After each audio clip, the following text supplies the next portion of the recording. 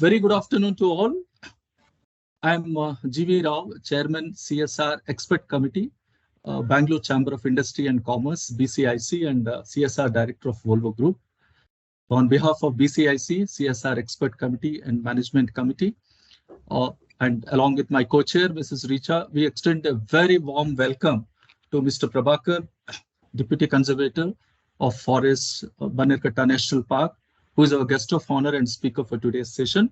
And I would like to extend a very warm welcome to all the participants who have joined today for this interactive session on a very interesting and relevant topic on forest ecosystem and wildlife conservation. Before I introduce Mr. Prabhakar and hand over the session to him, I would like to set the context. I would like to share briefly my experience on forest ecosystem and as a nature lover. In the last 3 years from Volvo Group side, we have been engaged with Bannerghatta Forest in supporting them on the forest ecosystem in a modest way, of course, and also on the wildlife conservation. We did a very interesting project a couple of years ago at Kodihalli Forest Range, wherein there was a constant human-elephant conflict, which was impacting 5 villages.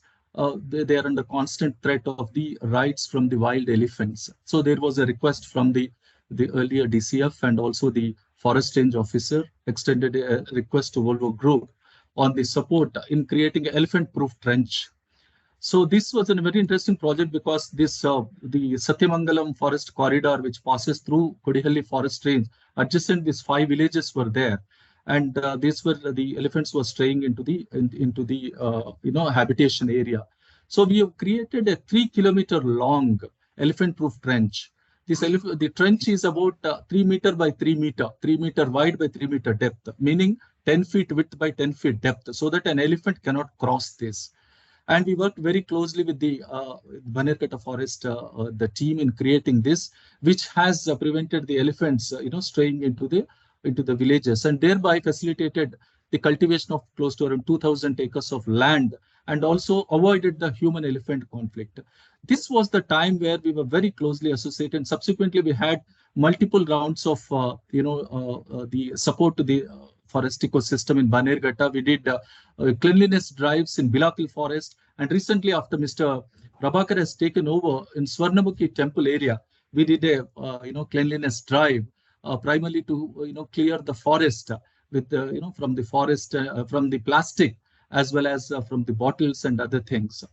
So there's, just to set the context today, I would say that my own experience, I could see that the forest ecosystem is one neglected area, and despite so many challenges, with of course, to mention a few, deforestation is one of the major things, and there are various I would say that the ecosystem is threatened by various factors like forest fires, insect outbreaks, encroachments, wildlife conservation, threat to biodiversity, and the human-animal conflict is another one thing, and of course conflicts with the local people. So just to mention a few. So with this backdrop, we thought that from BCIC CSR committee, the heads of CSR panel, how we as a member companies from the corporate can extend a support to the forest ecosystem. And in this contest, we are very glad to have Mr. Prabhakar Priyadarshi, IFS officer, Deputy Conservator of Forest, Bannerghatta National Park with us. And it's my privilege to introduce Mr. Prabhakar Priyadarshi. Mr. Prabhakar Priyadarshi is an IFS officer of 2018 batch. He completed his graduation in Maritime Science from Mumbai University. He worked as navigation officer on ships. And Mr. Prabhakar worked as faculty and guide for UPSC Civil Services, Forest Service and other competitive examinations. About 20 students have been selected in IFS, IAS and IPS under his guidance. It's a tremendous contribution, Mr. Prabhakar, to the society with your guidance. And selected in Indian Forest Service in 2018. He attended Lal Bahadur Shastri National Academy of Administration at Mussoorie and Indira Gandhi National Forest Academy, Dehradun. He served earlier in Karwar and Hill Forests, and presently serving as Deputy Conservator of Forests, Bannerghatta National Park. Once again, very warm welcome to you, Mr. Prabhakar. We are very privileged to have you here. And over to you, Mr. Prabhakar. Thank you very much. Thank you, Mr. Rao, for that introduction. And very, very good afternoon to all the guests present here. So basically, at the onset, I would like to thank Mr. Rao to organize this meeting where we can interact with the members of various companies in their corporate social responsibility as well as corporate environmental responsibility context.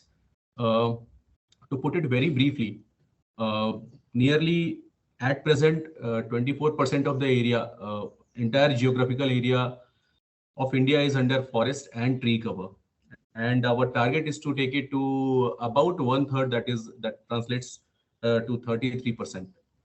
Now this is an aim which we are actually this goal we are having for a long time, and we are inching towards it. When we talk about forests, wildlife is an integral part of forest, but wildlife is not only in the forest, wildlife is also in the urban areas. So from that point of view, we will start this interaction, and just let me know if you can see the screen. Can you see the presentation? Not yet, Mr. Prabhakar. Okay.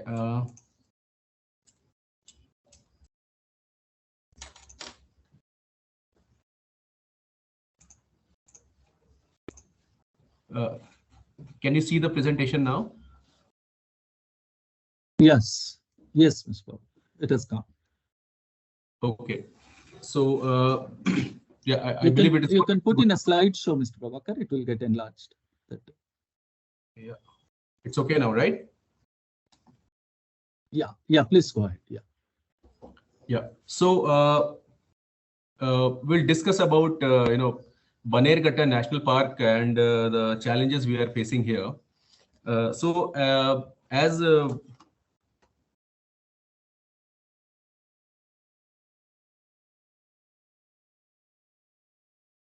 we all, Bangalore is one of the few metros having. This is a very, very unique feature. Like very few metropolitan cities across the world, they are able to boast about it, about having a national park right next to it. So nearly the Bannerghatta National Park is having 260.51 kilometer square area, and we are having a perimeter of about 275 kilometers. So if you look at it on a Google map, just before that, I'll just like to give you an idea about the landscape. The screen which you are seeing in front of you right now, this entire shaded portion is one or the other type of a protected area.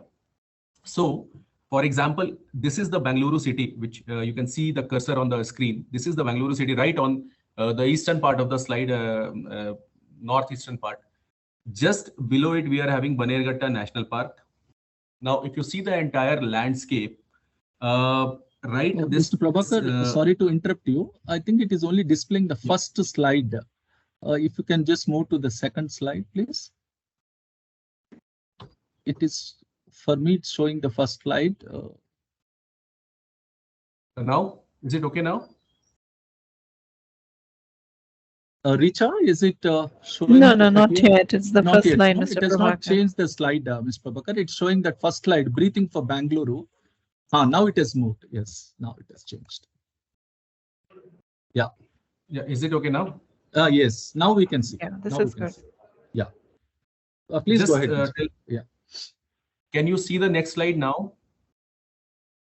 Yes, the map what you have shown. Now you can. You were explaining something in the map.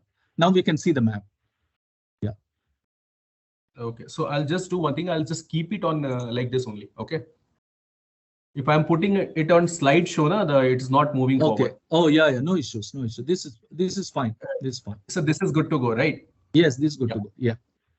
So as we can see on the map on the northeast corner, this is Bangalore, and just below it we are having Bannerghatta. So Bannerghatta National Park is kind of located just south of Bangalore.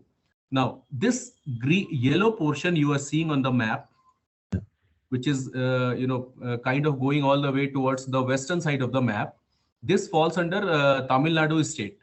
So the remaining green areas, they are all in Karnataka. Now, if you look at the landscape part of it, this you can see Bannerghatta National Park is having kind of a linear shape. So not exactly linear, but as you can see, compared to the area, our perimeter is huge. So that is what we call as shape index ratio. Okay, wherein practically it translates on ground like having a small area but with a big perimeter. So that is your Bannerghatta National Park. This is just to give you a context of the interface of the forest with the revenue areas. So that interface is about 275 kilometers square. That is the perimeter. South of Bannerghatta National Park and towards west of it, we are having this another green area. It is Kaveri Wildlife Sanctuary. And just adjacent to Kaveri Wildlife Sanctuary, it is in the shaded portion. This is MM Hills. And just beside MM Hills, we are having BRT, National Tiger Reserve. Now, this slide basically gives you an idea of the landscape in the overall context of southern Karnataka, where Bannerghatta National Park is actually situated. Now, because this elephants are bigger mammals and they are migratory mammals. So by this slide, if I can put forward this view that this entire area from Bhadra, right, in the northwestern corner, Bhadra Kudremukha, then down south Pushpagiri, Talkaveri, Madikeri, Bandipur, Nagarhole, BRT, Kaveri, MM Hills, and right up to Bannerghatta. This is migratory path of elephants. So it is not surprising to see some elephants who are inhabiting Bannerghatta in different seasons migrating towards all this landscape. So with that point, what I want to put forward is elephant movement is going to be our main challenge when we talk about the management of the park. Now, can you see the next slide? Yes. Yeah. So when we talk about the status of human-elephant conflict around Bannerghatta, why we are focusing on elephant conflict is because as compared to human-elephant conflict, the other kind of conflicts are relatively lesser in number. So let us say when we are talking about human-leopard conflict or human sloth-bear conflict, that is also there. But the bulk of our human-animal conflict is dominated by, it is basically human-elephant conflict. It leads to crop depredation, damage to properties, even in extreme cases, human deaths and injuries. And sometimes, because the farmers, they are putting their sweat and toil into the field, and just to wait for keep on working hard for 3 to 4 months, and then in one night, elephants can come and damage the entire crop. Some of the cases we have even witnessed retaliatory killing of elephants, and this has been done by electrocution. So this is the kind of the entire gamut of things we are dealing with when we talk about the human and elephant conflict around Bannerghatta. On your screens, you may be seeing the kind of the damage which happens. So just on the left side, there is a damaged tree. Mostly this is damaged coconut tree, and then you can see beside it damaged banana farm. Beside it, this is finger millet, which we call here locally ragi, finger millet damaged field, and then just down below you can see a field which has been left fallow because the elephant movement is frequent, and that is why farmers, they are not able to cultivate, and for them the investment is not worth of the return. Now, leopard is actually the predominant predator in Bannerghatta landscape. And when we talk about leopards, basically they take away the free-ranging dogs, and sometimes they seek refuge cover. Sometimes they have attacked livestock, and when we talk about these applications, we keep on receiving around at the rate of about 1 to 2 applications a month about conflict due to leopards. Mostly about, I would say, 80 to 90% of the time they take away the free-ranging dogs, and normally, like, people don't apply for getting some parihara due to loss of a pet dog or even a stray dog. So that is why we are not getting that many applications for it. But when we talk about the conflict, dogs are the main victims of leopard attack. Sometimes we have even they attack the humans. So but compared to cases by elephants, the conflict cases due to leopards are relatively less. Now, so what are we doing basically when we are having such a large area, and due to increasing urban population day by day, and the kind of perimeter we are having, it's a huge perimeter to cover, 275 kilometer perimeter worth, and the habitats of the animals are constantly shrinking. So this is actually leading to increased conflict in recent times. Also, I would like to add one more thing. Due to the intensive protection done by the not only Bannerghatta National Park administration, but entire Karnataka Forest Department, there is a view that over a period of time, the number of elephants have increased. So due to the increased number of elephants, and this is what I can personally say from on the basis of my interactions with the farmers on the field, that they are saying that even their forefathers were not facing these many conflict due to elephants. So in a way, the human elephant conflict is increasing, and the farmers are the main victims when we talk about the human elephant conflict. Now, how are we actually managing it? So what are the measures we are taking? So when we talk about the strategy of Bannerghatta National Park, if you look at the on the slide which is in front of you, barriers is the word which is mentioned down below. So we are focusing on various different types of barriers. We'll be seeing what kind of barriers are there. So we are trying to put some sort of barriers. So when we talk about barriers, it can be a railway barricade, which is very costly, or we are digging elephant-proof trenches, and a cheaper solution these days which we are doing is solar tentacle fencing.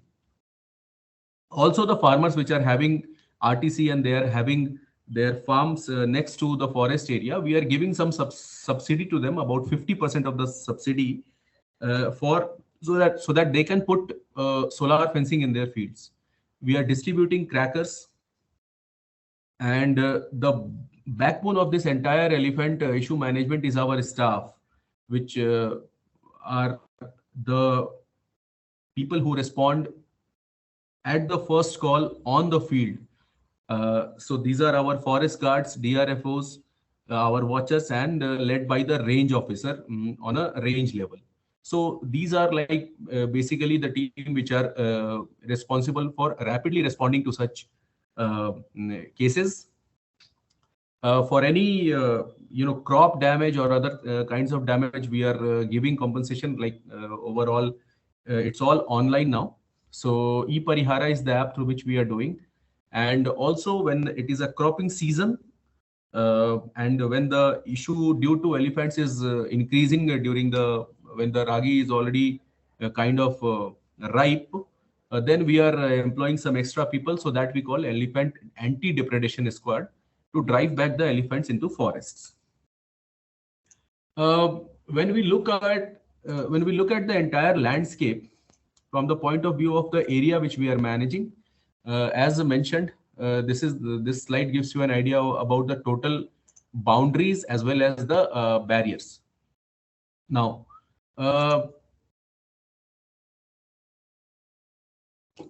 when we are discussing about the ex gratia payments, as you can see in the this slide, every year kind of the trend is that the number of cases of ex gratia have been increasing. So why is this number of cases increasing despite our big efforts? This may be one question. It has two aspects to it. Number one, as discussed earlier, due to protection, the number of animals has increased, and that is why the conflict cases are increasing. But another aspect to it is, earlier it was not being done online. Now, led by the efforts of the ICT wing of Karnataka Forest Department, we are documenting each and every case, and we have weeded out many bogus cases. And now the response from the department is also, it has to be logged on, online. And that is why our teams are responding fast and people are also getting parihara fast. So that is one of the reasons of increase in cases. And as you can see in amounts, it is on a constant increase. Now, the kind of barriers we were discussing earlier. On your screen, you can see different types of barriers we are putting. So basically, three of these photographs, they are showing railway barricade, right? So these are the rails on which a normal train, it runs. And the bottom two photographs, they are showing railway barricade in the bottom right one is the railway barricade in a plain area. So one side of the barricade is the forest area, other side is the revenue land. The bottom left is the railway barricade done on a sloping area. So why am I showing you this is because to make the railway barricade on a sloping area, you need to make a road first. Okay. And if you look at the top right corner, here you can see a railway barricade, but if you look closely in between the barricade, you can see solar fencing wires. So this is a kind of a reinforcement we have done on the railway barricade. And the main reason behind this is some elephants which are like not with the herd and it is alone. They are the adventurous elephants. In some cases, they have even, crossed over the railway barricade. So in addition to the railway barricade, we have put one solar line so that when it tries to come near, they get a shock. So this is one, kind of a jugaad which we have done in Bannerghatta National Park. And on top left side, you can see where we cannot make railway barricade, we make a kind of a special structure, and this is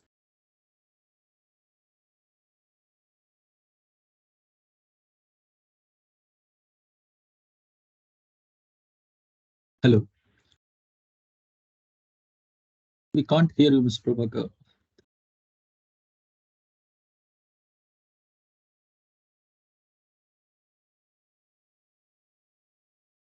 uh, 65 lakhs per kilometer. So it's actually very, very expensive to put railway barricade. And this equally goes for the, barricading done by RCC. That is also very costly. And when we are talking about the forest, you can do a back of an envelope calculation that 275 kilometer of the perimeter, how much it is going to cost. So yeah, so it's a costly affair basically. Now, when we talk about relatively cheaper measures, here you can see hanging solar on the right side.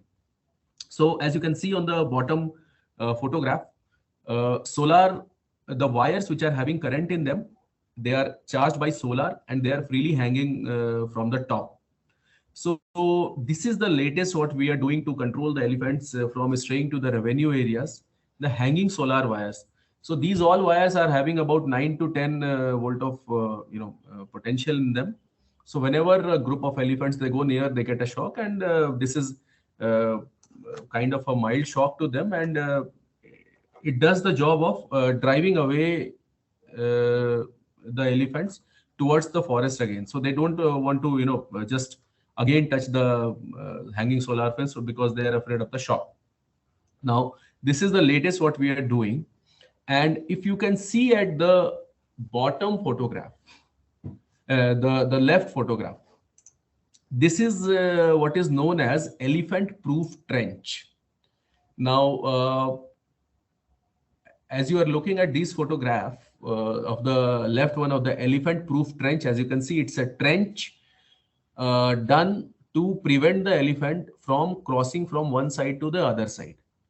Now, the specification of the trench is very important here. So the vertical walls which you are seeing, like the trench has been dug, this is 3 meters in depth. On top, it is 3 meters wide, and on bottom, it is 1.5 meters wide. So the 3 into 3 into 1.5 is the specification of an elephant-proof trench done correctly on the field. As has been our experience, this is relatively cheaper, works at around 15 to 20 lakh rupees in normal areas per kilometer. And if done correctly, this has been, this is proving effective. But as you can see that a JCB or Hitachi is used to excavate the soil, and it deposits the soil on one side. Mostly it is on the forest side. So the life of this elephant-proof trench is not very much, because in the next rainy season and subsequent rainy seasons, the excavated soil again falls back in the trench. So they need constant repair. So they are not very kind of a permanent solution. Whereas this railway barricade which you saw, this is a kind of a permanent solution because nearly 30 to 40 years they can just stay like that, and they can prevent, but they are costly. Now, when we talk about controlling the human-animal conflict due to elephant, what are our challenges? Number one is the sheer volume of the conflict. So mitigation of the conflict so that we can have relatively fewer number of cases is our main challenge. Second is whenever any case like crop damage or injury or accident or even worst case scenario human death happens on the field, our staff is the first one who respond there, who go there, and there the public sentiment is kind of very the tempers are high, understandably so. So the issue is like there the entire the discussion turns like this issue is happening due to the forest department, the elephant belong to the forest department, and this is some of the arguments which we hear. Now that is why awareness generation about the protection of forests and wildlife. The forests and wildlife, it is not confined to or provide benefit to just a department. This is for the entire nation. And that is why I have put this as one of the most important challenges for us. Next is regular, boundary perambulation for protection. And this protection is also from the point of view of keeping the elephants inside the forest, and also from the point of view of preventing the encroachments on forest land, so that we can protect the forest and wildlife going forward in the future. And effective and quick response mechanism, because most of the elephant attacks, or conflict issues, they happen at night. And sometimes when it is an emergency situation, we have to, respond quickly. So practically speaking, 24/7 our staff are, on their foot. So when we talk about, enough about challenges, when we talk about the mitigation, what are we doing now? As you can see on the slides above, we have already discussed about the barriers we are putting in place. So railway barricading, elephant-proof trenches, and solar hanging fences. We are also installing in some places the early warning systems like elephant signals. This an NGO works with us. It's their name is Arocha. So they are experimenting with some kind of early warning systems where if we get information from some other place that elephant herd is being seen in this area, and we know their route, then on the stretches from where they are likely to cross, we can send the message. Also, fence breach detectors and lamp post alarms. So this is what we are experimenting with right now. And again, nothing can actually take the place of the being the boots on ground, and that is for what and that is facilitated by the field vehicles for patrolling. Now, so these things which we are discussing here from the point of view of corporate environmental responsibility and corporate social responsibility, how you can support us when we are doing our best to address these challenges is basically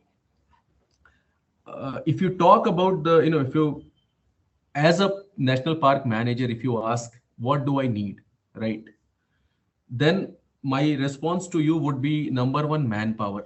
We need more manpower. Second is how more effectively, efficiently and quickly we can respond to any of the conflict cases. We have to talk on these lines how quickly we can respond, because the 275 kilometer of perimeter, it will take some years actually to be fully fenced with railway barricade or any other type of permanent structure. So any items which you can sponsor for human animal conflict mitigation is number one. Also, as we discussed, the awareness generation is very important, because the safety of our staff and overall the public opinion regarding forests and wildlife, for the opinion to be, despite the, damages being suffered and losses being suffered by the farmers, the opinion in public court has to be positive. So sponsoring the awareness generation drives, cleanliness drives. The third point is a bit of an interesting one. This I will emphasize after a little bit. Support for restoration of wildlife corridor, and the most important point is the support for our field staff, because they are actually our backbones when we are trying to address these challenges. So as we are discussing, for quick response, how any CSR or CER can support us is all of you, I believe, might have done safari in a wildlife area. If you haven't done, I invite you to at least anytime you are free, visit Bannerghatta National Park. So the forest roads are basically like they are not the Pakka roads, and our vehicles, they are in constant state of damage, or we have to repair them every now and then. In order to patrol the entire area, we have to keep on running the vehicles. Okay, so the repair of the vehicles, the availability of the vehicles is our first and foremost need. Then when we talk about the equipments to field staff for monitoring purpose, the torches and these days drones are coming, so these things can be sponsored. Signboards can be sponsored, which are basically important for awareness generation and accident mitigation, so that the public can be made aware. Roadside signage boards, and the bottom right corner, what you can see, it's a new technology developed by an Indian company. It's known as anider. So how it works is as you can see, the person is standing just next to an anider. So just very briefly, it works on infrared sensors. So a place where an anider has been placed, if any animal comes in the radius of about 30 to 35 meters, it will start sounding, loud alarm. So it works on the behavior of the animal. So if the animal is trying to cross from the forest towards the revenue land, and suddenly some alarm, goes out, its tendency is to run away from the alarm, and it basically runs towards the forest only, from where it was trying to cross to the revenue area or the agricultural field. So this is known as aniders. It's a new technology made in India. So yeah, these things can be sponsored. Next is as you can see in the photographs, for public opinion, our Karnataka Forest Department also, we do some programs. So as you can see, we for the children which are in local schools in villages or towns which are just bordering the forest areas. For them, we organize 1 or 2 day camps every year for some of the schools, and where they come and they interact with the forest department staff. Then it has a gamut of activities like nature walk, jungle walk, interactions with the staff, some cleanliness drives. Top right corner, as you can see this photograph, we conducted one such camp. It is known as Chinnara Van Darshana for our one differently able group of students. So that was a very, very heartening moment for all of us. In fact, they were very happy. Many of them, they came with their parents. So yeah, programs like this we keep on conducting. So you can support us in sponsoring these programs. The bottom right photograph which you can see, this is one which we conducted with Mr. Rao was present there. This is the photograph of plastic cleaning drive with support from Volvo Group. So yeah, these are the programs which can be sponsored. And the thing is that the more such programs we do, in fact, what I have personally seen on the field, catching the children young is the most important thing when you want to instill the values of conservation and preservation for a long term. So the more such programs can be conducted, the better it is for us. Now, as I discussed in this slide, support for restoration of wildlife corridor. This is just a wild idea I would like to just put across. See, all of you can see the map in front of you. Yes, you okay. Can see. Right. So I'll just quickly go through this. The map which you can see in front of you on the left side, it is showing Bannerghatta National Park on a Google image, right? So Google Earth image, this is, so basically the pink area is the Bannerghatta National Park. Now, the one in this, if you can focus on the area which is done by the green line, the light green line, that is known as Thali Umbilical Corridor. Now, if you look at that area, okay, this just, if you look, corridor means what basically? For now, we can just focus on the left side map. You can see this Bannerghatta National Park. In some areas, it is very narrow, right? It's a narrow strip of land, but this narrow strip of land is very, very important because it is the migratory path of very, very, many wild animals, including elephants.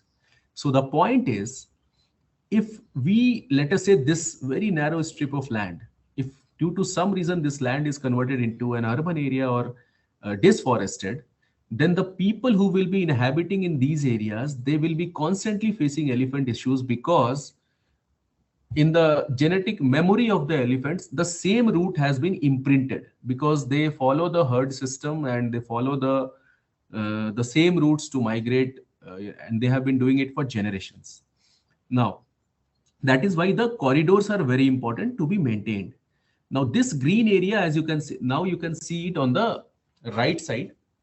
As you can see down below, this green stretch below has been broken. Can you see it here? When this Dodoro is written and other side is T Belalam, and in between there is a broken green strip. Can you see it? Yes. Yeah. Yeah. So this is it used to be Thali Umbilical Corridor.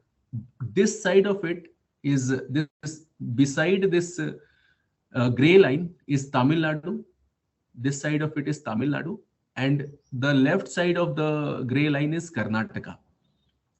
As you can see, this corridor is a very narrow strip. It is between Tamil Nadu and Karnataka. Kind of half part of it is in Tamil Nadu and half part of it is in Karnataka. So the point is, over a period of time, this area has been disforested. the people have been granted RTCs for this land. Now, the farmers in this area, they are constantly facing elephant issues. It is like a regular and daily affair for them. And it will continue to happen so because the elephants, this root has been imprinted in the minds of elephants. And we are just taking elephant as a representative animal. Many other wildlife, animals also, they use the same route. The point is, when we are talking about supporting the forest department, this corridor can be restored. And what do I mean by that? What I mean by that is, let us say we are like in Karnataka, so I can talk about the Karnataka side of it. So this area, beside the gray line and this small yellow area, this area can be purchased and given back to Karnataka Forest Department. And this area can be then, if it is with the department, it can be then used by the elephants and other wildlife, and this corridor can be restored. Now, an NGO is working with us. They have already done studies. They have met the farmers on the field. This is just a back of an envelope calculation. Luckily, in this entire area, you can see this is total 28 acres. This entire area is 28 acres. Barren land is 18, and for agriculture developed is about 6 and 4. Nearly the cost of purchasing this land, and these prices are negotiable depending on what the farmers are saying, is about 5 crore and 20 lakh of rupees. Now, does Karnataka Forest Department does not have that much money? No, we do have. Okay, but the thing is that as of now, there exists no mechanism where we can directly purchase the land, like the government can directly purchase the land for the restoration of a wildlife corridor from the farmers. So that is why, despite having funds, we cannot do it. And that is where, like anybody, any corporate or spirited individual can pitch in. In my interactions with corporates, in fact, this is the second time I'm doing it. I put forward this idea because if you are sponsoring, vehicles or other things, that is, very, very big support. But if there is some support for restoration of this corridor, this is going to be, a permanent thing on the map. So, personally speaking, this is an area which is like, this support can be visible on the map for the permanent times. 2 minutes. Just 1 minute. You need that? Sir, PCC for WhatsApp.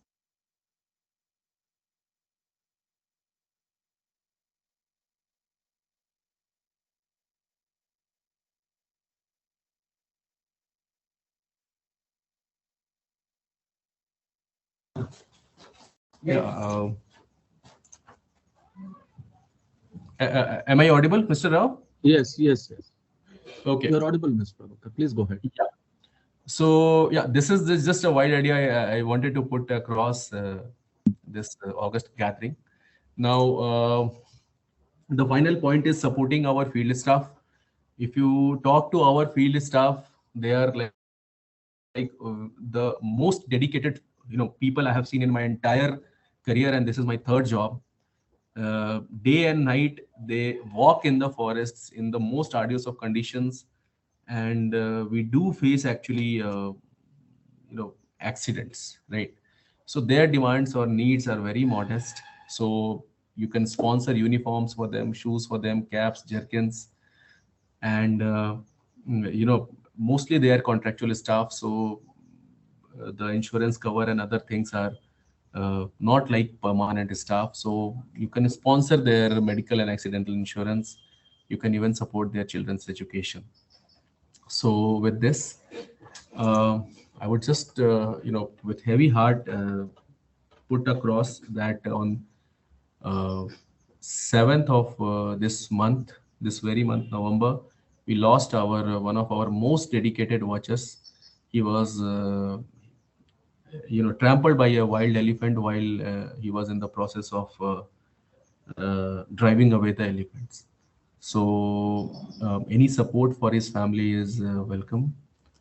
And with this, I end my presentation. Any queries, I would be happy to answer.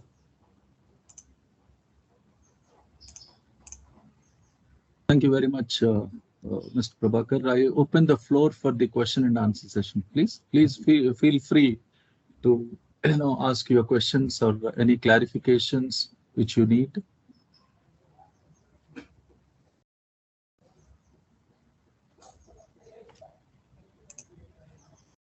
Please unmute your mic and you can ask the question. This is Pankaj. Just wanted to know, do we have radio collar facilities for elephants movement tracking? If yes, have you seen any pattern? Yeah. Yes, Mr. Pankaj. So we are having radio collars, and radio collaring is done to an elephant when there is a particular elephant, which is like a kind of a rogue elephant, and it is captured in some place. Then it is fitted with a radio collar, and then through that we can track the movement. But the point is, it is just for the tracking of the movement of that particular elephant. So in some areas where there is a problem due to the herds of elephants. So for example, in Hassan, where there are people are having coffee estates and all, and mostly the herds of elephants, they only enter. And sometimes this is what they are trying there, that one matriarch in the herd, they are putting the radio collar on so that the entire movement of the herd can be tracked. See, that's what I meant. When we talk about the conflict mitigation, yeah, that is what I'm saying. It is about the information. We can just get an information about the movement of the elephant which is having the the radio collars. Two reasons for which I asked. One is that instead of you tracking the elephant individually, you can track them in a group, which is a herd, and map the herd leader. Second, have you seen a specific pattern emerging out of weather conditions which is having impact on the movement? Like when do they temperature, humidity, winds? When we talk about tracking the movement of the herd, that is what I mentioned in Hassan, they are doing it. When we talk about the conflict, let us say in and around Bannerghatta National Park, we are facing less conflicts due to the herd of elephants, because normally the herd of elephants is easily repelled away by using some sort of a solar barrier. But it is the stray single elephants which we are which are kind of ambitious, and they kind of they are able to negotiate the even, let us say, solar barriers as well. So even if, let us say, we are able to collar that one rogue elephant in a landscape, still the problem is going to persist only, because most of the time this elephant is there in somebody's field. So the farmers are distributed the crackers, they will be bursting the crackers to drive away the elephant. So we kind of, many times we know the elephants are there actually. So the strategy is to prevent them actually, because imagine being a farmer on the field, the elephant is standing there, okay, and you are bursting crackers, so it is moving from one field to another field. So the other farmer is also alert, and God forbid, sometimes when it decides to charge, then sometimes injuries can happen. So I mean, more than the knowledge of where the elephant is, the how to drive it away or how to prevent it from entering the field is the more important thing for us on the field. I have suggestion for coexistence. Like, men wants to get into their area, they cannot leave their area. So what is the solution? Can they coexist, both of them? If yes, what needs to be done for it? That is what we are doing. We are still coexisting, and in order for a sustainable coexistence and for the big mammals, I think the barriers are the way forward. So that kind of they can be put in the forest areas only, because let us face it, farmers are going to stay there. Cropping is what we are going to do, and the behavior of these animals is also I mean, it is going to stay there because it is a product of evolution. So for a sustainable coexistence, when we are talking about the big mammals, okay, the effective barriers is one of the important mechanisms. Okay. Thank you. So, any other questions, please, from the participants? Yes, I'm Jnanamani. Just one small doubt. The trench is for that big mammal, it is movement. It is reduction 1.5, 2.5 dia something you are told now. That is very good. The trenches can be connected to the rainwater harvesting pond or pond. It may be helpful for the migratory animals. The other one, only one point, this trench can be, life it will be reduced. Maybe some partially random rubble machinery work, if it is anything happen, it may be for long life can become. This is my point of view. How you are managing, if any, the elephant death in forest area, how you are carrying out, sir? Yeah, it's a, thanks for that question. Actually, the elephant-proof trench, rubble masonry wall can definitely be put there. It is about the, economics, the cost of it. So trench is in a way, it works cheaper for us. Second is how we are dealing with the death of an elephant in wildlife areas. Is that your question? Yes, sir. Yes, sir. That's also one of the questions. Actually, the trench, no, trench, I'm not telling totally the cost wise, I'm not telling. Slowly, wherever it is a erodible or huge water side entry, water is there, that area you can able to strengthen with the random rubble machinery. So the total trench cannot be spoiled. If it is trench is along spoiled, the the elephant will fall. Stretch, No, any cross traverse, maybe some mountain or something, some landscaping here or there is there, this water will erode the earth. That places only you can see where it is required, you can able to make the random rubble machinery for 1 meter or 2 meter or 10 meter. That is enough for the total trench. It will be life. What I'm saying, no. See, if it is a stony area, we don't make elephant-proof trenches. It is very costly there because it needs blasting. So when it is a soft soil, loose soil, there only we make, and then That is okay. If you are taking care, okay, sir. Yeah. Okay. If you are taking care, okay. Elephant death only I'm telling, sir. Elephant death, how you are managing. Actually, the even one member, it is affected accident, how you are, how much difficulty you are removing. Suppose if the elephant death, how you are managing. The elephant death happens inside the forest. Okay, it is like, let the nature take its, course. So, the procedure is the ACF goes there and postmortem is done so that we are able to rule out any foul play. If it is a natural death, it is the carcass is left in the forest area only. If it's a tusker, the tusks. You do burial and close it up, correct, na? Some places they are doing burials, some places they are not doing burials also, because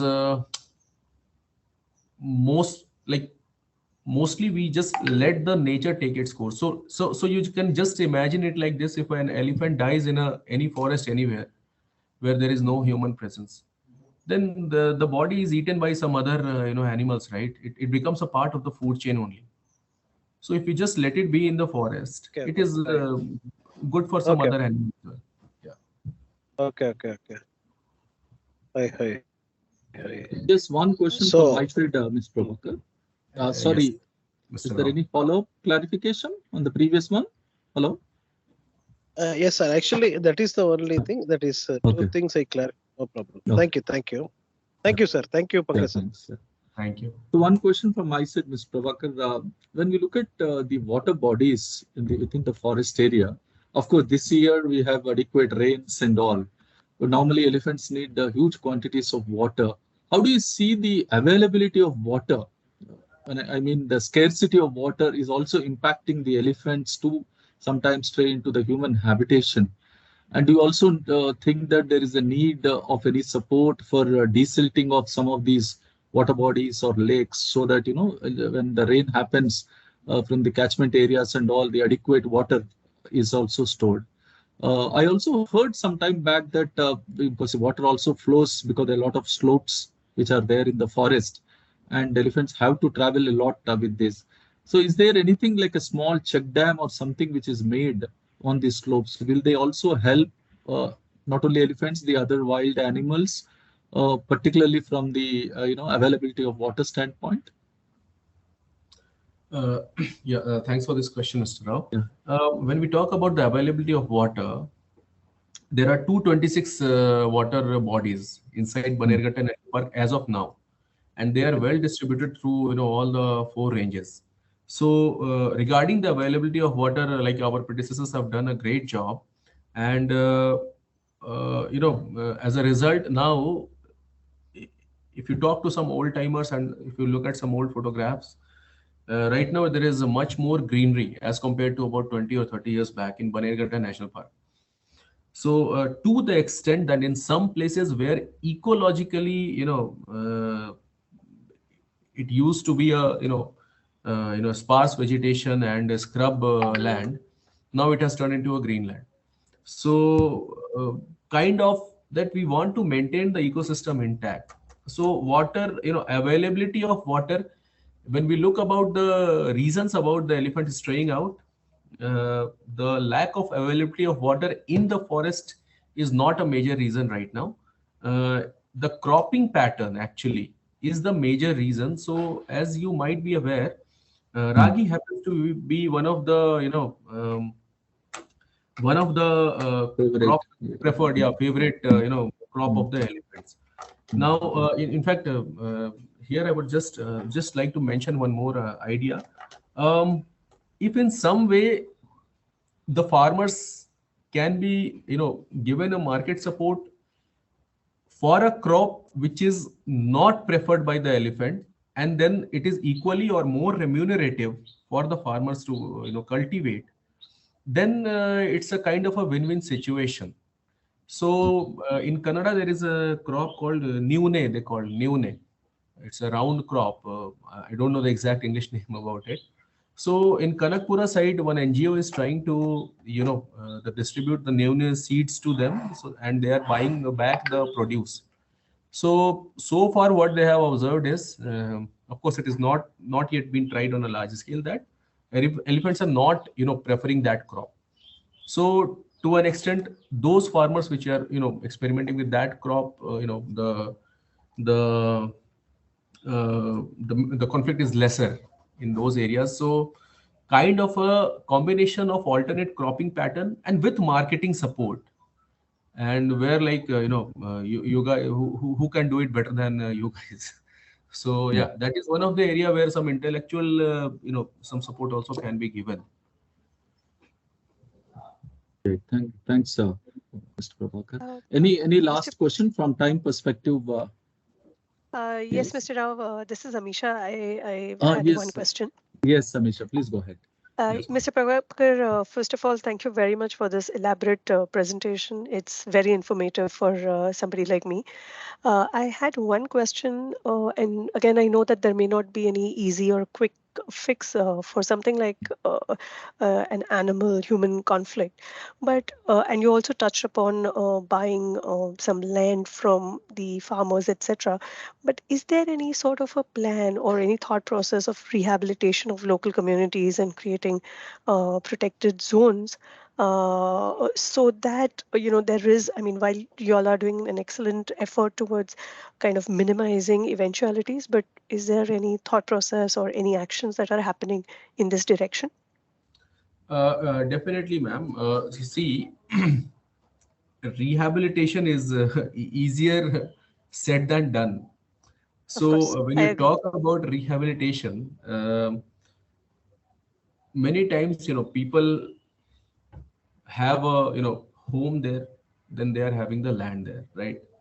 Now, when we talk about Bannerghatta National Park, obviously it is in a larger scheme of things to relocate the villages which are inside the forest to an outside area. But practically, if you talk about it, you need to have, number one, that much piece of land available where everyone in the family can be given a home, as well as their land which they were cultivating minimum. Okay, and then it should be kind of adjacent to a forest or a revenue area, number one.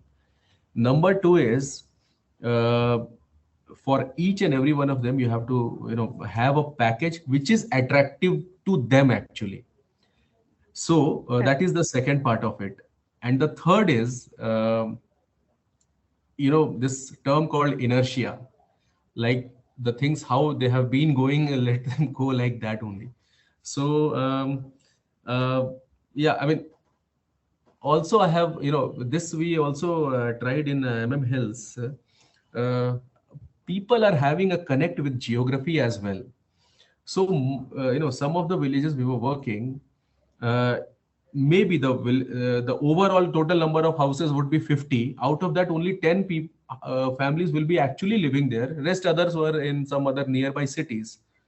But then still, they would not like to sell their land to anybody else, and so that some vacation they can just go there and stay there, have a feel of having their the original land of their forefathers. So it's a little bit complicated, but yeah, it can be done. It has been done successfully in some parts in MP, also Bhadra in Karnataka. If you ask me, the people who are most kind of underprivileged, they don't even have land, not even a good home, and no facilities. They are more ready to come out actually than the people who are owning the land and cultivating it. And yes, the difficulties are there, but still they are raising a family there. So it has to be all these factors that come into play. We are actually trying. We have discussed with one or two villages. Some people have expressed their willingness. So yeah, I mean, efforts are on, is all I can say at this point. Correct, correct. No, I'm absolutely sure and certain that these are not very easy things to deal with, and there are various issues, people not agreeing, and I've heard that in another context also, and I'd actually witnessed it in Tadoba, where I had gone for as a tourist, and we were not able to enter because there was some procession by the local communities there, which were objecting to some new policy that the government implemented there. But so I'm absolutely certain that these are not easy discussions, but it's just that somewhere at some point in time, these are something that need to be driven, so that I think we are only encroaching the wildlife. We are making an effort for it. Actually. Definitely, we are making an effort for it. To say something concretely, as of now, we cannot say anything concrete, but the efforts are on, is what I can say. Yeah. Sure. Thank you so much for your answer. Thank you. Thank you, Amisha. So since we lost some time in some technical glitch in the beginning, I can give one more last question if anyone want to avail the opportunity. In fact, I would like to take this opportunity to say thanks to everyone for being so patient and listening to this discussion. Throughout the presentation, I was having a view that it's kind of a one-sided because I can only hear myself speaking. But I'm happy that the kind of questions you are asking, these are also like very, very gives me a sense that you are very involved and kind of feeling as well as listening the presentation. So thank you everyone for your patience and time. Yes, Mr. Prabhakar, I think thank you very much for a very informative and insightful presentation and sharing the information, which I think for many of our members, I think some of them might be associated with the forest ecosystem, but for many, it might be a first-hand information directly coming from a DCF is something which is quite interesting and useful. And we agree that you are working in a very highly challenging environment, dealing with the emotional aspects when it comes, when you are dealing with when the livelihoods are impacted, when this straying of elephants happen, or when a death happens, or when a, I mean, these are the conflicts which is, I mean, very difficult to manage. I mean, we fully appreciate all the efforts put in by you and your team to safeguard the nearby urban areas or localities. At the same time, wildlife conservation is so important for us with the extinction of many species. I think we are losing the biodiversity, and that's where I think you are playing a very, very significant and very important role. And tributes to your colleague you have shared who recently lost his things. I think our condolences to his family, and we will also try to see that we share the information. I just the other day you have sent me that information. we have started sharing with our colleagues, and within the group also we'll share. And coming back to some of the human animal conflict mitigation measures which we have brought in are thought-provoking. I think there could be definitely certain possibilities from the corporates and member companies to explore how we as a responsible corporates can pitch in from our end when it comes to when it's sponsoring awareness programs for the generating drives in those areas, or support for your field staff, which is something you have listed out, a list of the items. And then of course the barrier is another big thing, how we'll also see that they can pitch in. So there are of course different measures which you are trying to resolve this conflict in different ways of the solution, technical solutions. And we are sure technology is one thing which is fast evolving. So there could be one smart solutions also which might be coming in future without causing much of harm or damage to both sides, both the stakeholders. I think things could happen because innovation is now the order of the day. So there could be other things which would be coming up. And definitely from BCIC CSR committee, we take forest ecosystem as one of our agenda point. We are included that. We will have a detailed discussions to explore how we can pitch in to support in some of the areas where you are listed out. And I would, on the behalf of, once again, the BCIC staff, would like to, thank you for giving a very patient presentation, which is quite informative for many of us, who are today bogged down with our day-to-day routines in the urban jungles, with the concrete jungles, I would call it as. And I also take this opportunity to thank all the participants who have joined today for this very interesting and relevant topic, because as Mr. Prabhakar was saying, this is something like forests are our extended lungs for the entire world. And if your lungs are impacted, the whole body will get damaged. So somewhere we have to do our bit in a humble way. I think that's what we will look into. So I would also like to thank BCSC Secretariat for supporting in organizing this meeting and all. Once again, thank you very much for everyone who has joined this topic, and we will be in touch, Mr. Prabhakar, and see that how we can work together. Okay, thank you very much, and have a nice evening. Thank you. Thank you. Yeah, It was very useful. Thank you very much. Thank you. Thank you, Mr. Prabhakar. Thank you. Insightful. Thank Look you. forward to see you in Bannerghatta.